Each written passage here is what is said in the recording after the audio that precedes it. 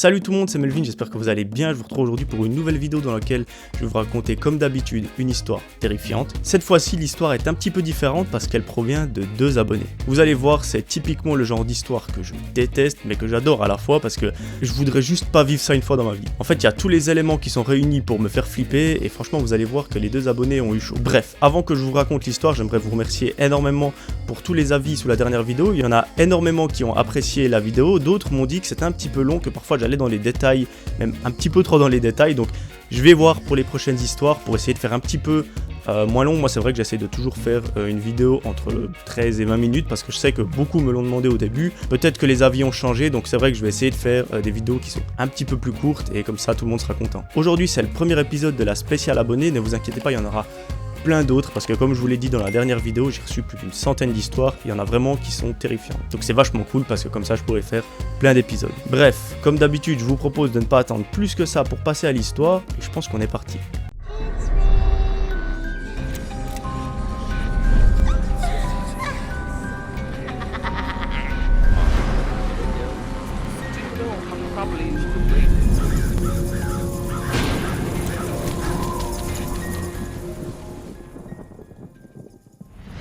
Aujourd'hui, mes amis, c'est l'histoire de Ryu et Sumia. Les deux sont en couple et ils s'entendent à merveille. Ça fait quelques années qu'ils se connaissent et franchement, ils s'entendent de ouf. Ils nous racontent que l'histoire s'est passée il y a 2 ans et c'était au mois de novembre. Un petit détail, on ne connaît pas la ville ni même le pays dans lequel ça s'est passé. Par contre, on sait que c'est un pays où on parle français. Donc, je vous laisse imaginer où ça s'est passé. Ça peut être en France, en Suisse, en Belgique.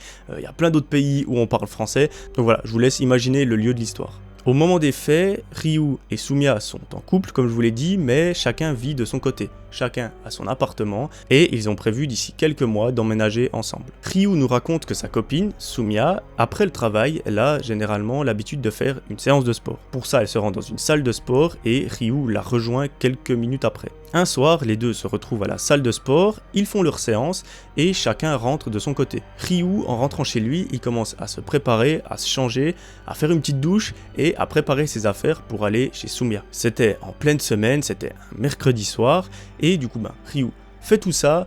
Il part chez Sumia et il arrive dans son bâtiment. Il nous raconte qu'en fait le bâtiment où habite Sumia, c'est un très grand bâtiment. Elle habite au 3e étage et il n'y a pas d'ascenseur. Il n'y a qu'une cage d'escalier qui permet d'atteindre les différents étages. Ryu commence à monter les escaliers, il arrive devant la porte de Sumia, il toque et au bout de quelques secondes, Sumia vient ouvrir la porte. Sumia lui demande directement « Est-ce que c'est toi qui toques à ma porte et qui va te cacher ?» Alors là, Ryu se pose un peu des questions, il lui dit « Non, c'est pas moi, je viens d'arriver, je monte les escaliers. » Je m'amuse pas à faire ça. Et Sumia lui dit, écoute, il y a quelques minutes, quelqu'un a tapé à la porte, et ça fait plusieurs fois qu'il le fait, je vais ouvrir, mais il y a personne. Donc, si c'est une blague, franchement, dis-le moi. Là, Ryu comprend direct que c'est pas lui, parce qu'il sait quand même si c'est lui ou non, et il lui dit, non, franchement, c'est pas moi, c'est quelqu'un d'autre, tu peux me croire. Mais là, il se pose une question, il se dit, si ça s'est passé il y a quelques minutes, c'est possible que j'aie croisé la personne dans les escaliers.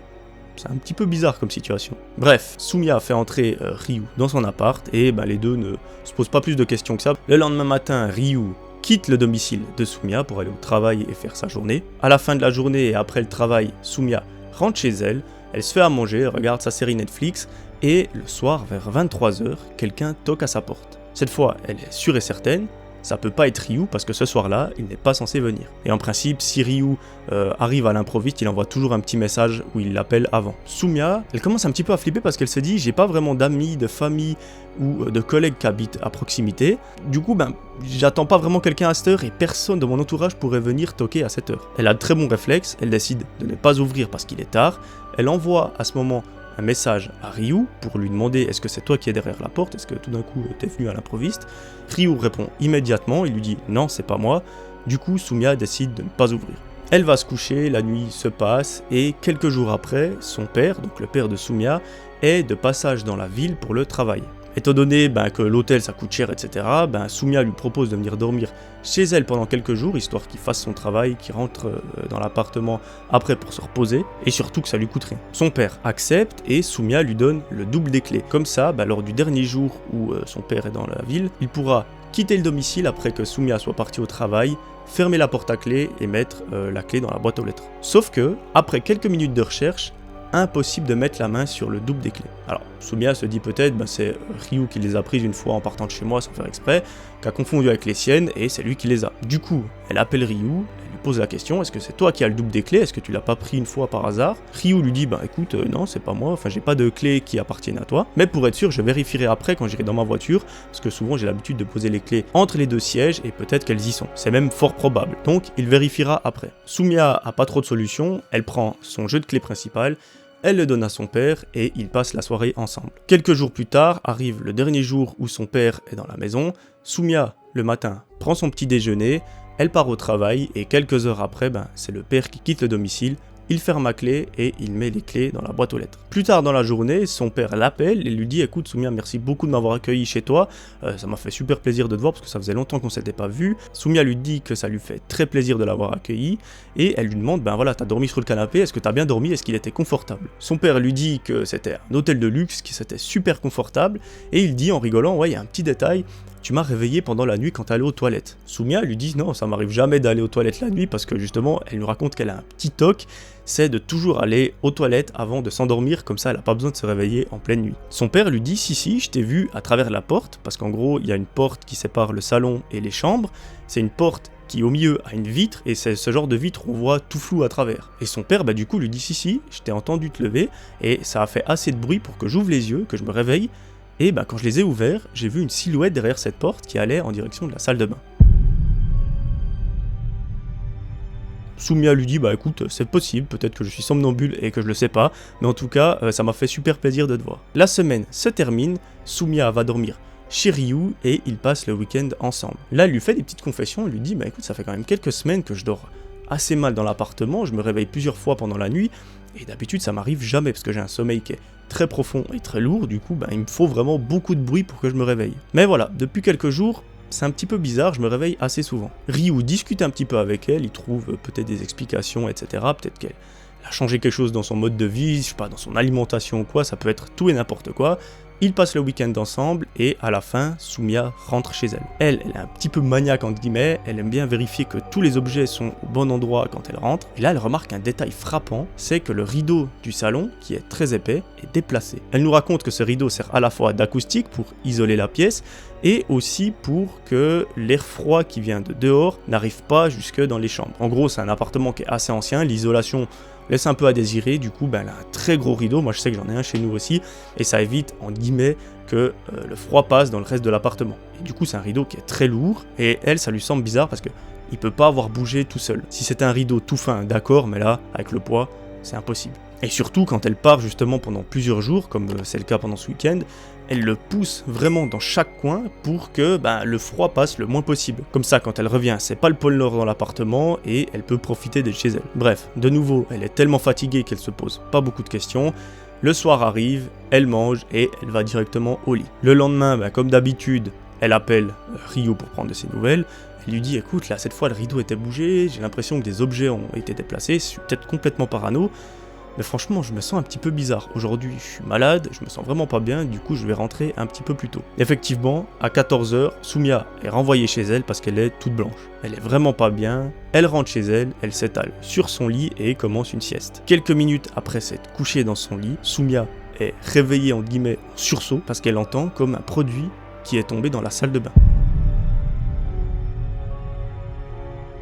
Soumya comprend directement ce qui se passe, elle se dit je suis peut-être pas seule dans la maison parce que, à moins qu'il y ait un phénomène paranormal, les produits de ma salle de bain ne peuvent pas tomber tout seuls. Soumya se lève très discrètement du lit, elle sort de sa chambre et va en direction de la salle de bain. Arrivée devant la salle de bain, elle voit dans l'ouverture de la porte quelqu'un qui la regarde. Vraiment c'est la porte qui est entrouverte un tout petit peu et elle voit l'œil de quelqu'un. Soumya pousse un hurlement que tout le quartier entend, le mec défonce la porte et il se barre en courant vers la porte d'entrée. Soumya est tétanisée sur place, elle ne peut rien faire. Elle est vraiment figée de peur et pendant ce temps, le mec part, ouvre la porte et se casse. Le premier réflexe de Soumya, c'est de prendre son téléphone, d'appeler Ryu et de lui expliquer directement ce qui vient de se passer. Ryu la rejoint plus tard dans la journée et leur première idée, c'est d'aller à la gendarmerie pour poser une plainte, mais vu qu'il n'y a pas vraiment de preuves et qu'il n'y a pas plus d'éléments que ça dans l'histoire, ils ne peuvent pas prouver qu'une personne s'est bien introduite chez elle, etc.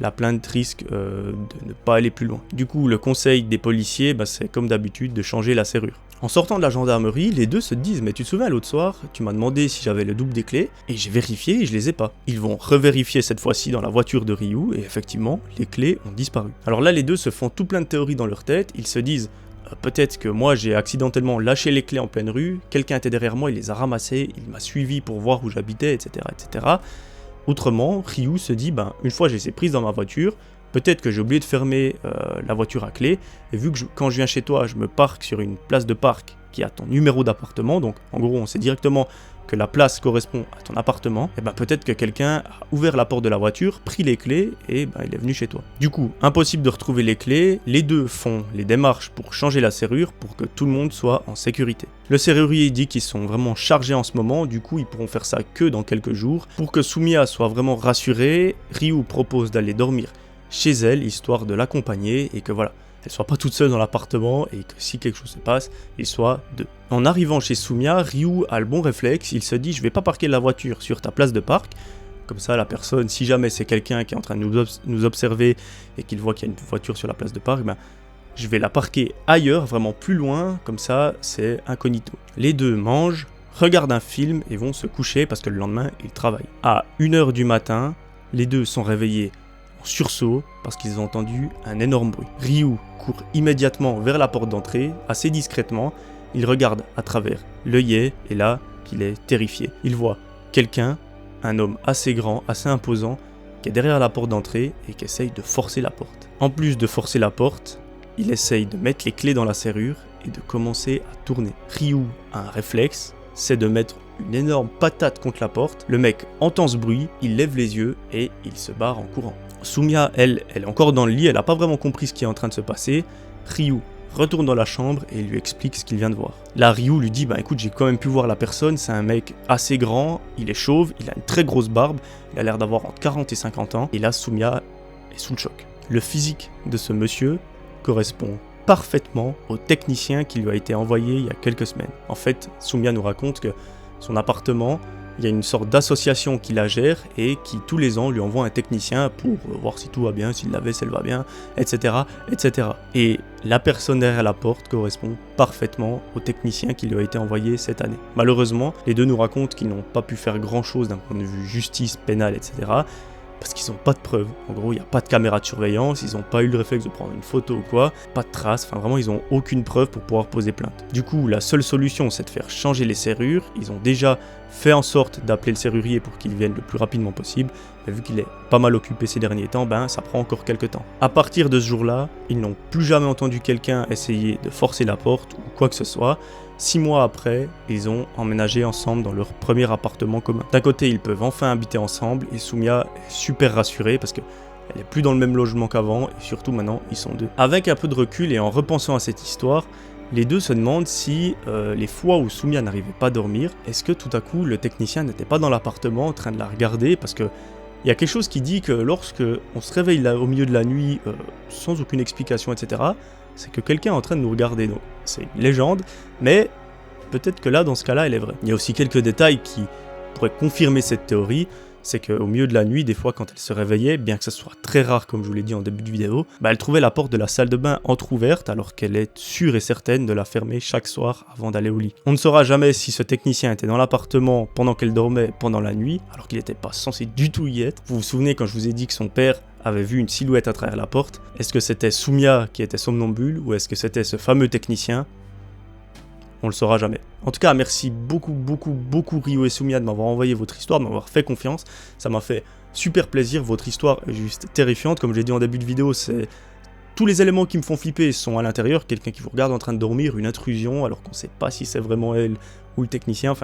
C'est juste terrifiant. En tout cas, encore une fois, merci beaucoup à vous deux de me l'avoir détaillé. Je suis super content que vous habitiez enfin ensemble, que vous soyez heureux et que vous n'ayez plus rien à craindre. Voilà, c'est la fin de cette vidéo. J'espère qu'elle vous aura plu. En tout cas, si c'est le cas, n'hésitez pas à mettre un petit pouce bleu, à vous abonner et si ça vous fait plaisir, d'activer la cloche pour avoir les notifications des prochaines vidéos quand elles sortent. On arrive gentiment aux 25 000 abonnés et c'est juste un truc de malade, ça augmente de jour en jour et je peux que vous remercier du fond du cœur pour ça. Moi je vous promets de vous retrouver très prochainement pour une nouvelle vidéo, d'ici là j'aimerais que vous preniez soin de vous, c'était Melvin, bye bye.